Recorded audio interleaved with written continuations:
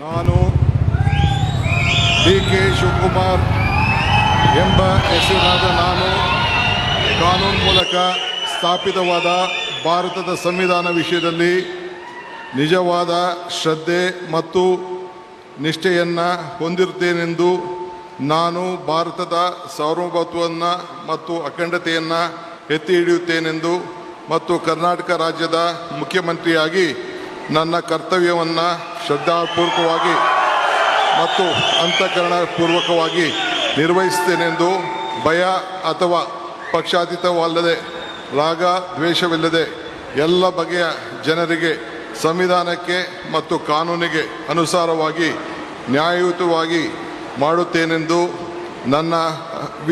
ನನ್ನ ಅಜ್ಜ ಗಂಗಾಧರಜ್ಜನ ಹೆಸರಿನಲ್ಲಿ ಪ್ರಮಾಣ ಮಾಡುತ್ತೇನೆ. ಶ್ರದ್ಧಾಪೂರ್ವಕವಾಗಿ ಪ್ರತಿಜ್ಞೆಯನ್ನು ಮಾಡುತ್ತೇನೆ. ಮಾನ್ಯ ಮುಖ್ಯಮಂತ್ರಿಗಳು ಈಗ ಪ್ರಮಾಣ ವಚನಕ್ಕೆ ಸಹಿ ಮಾಡಲಿದ್ದಾರೆ.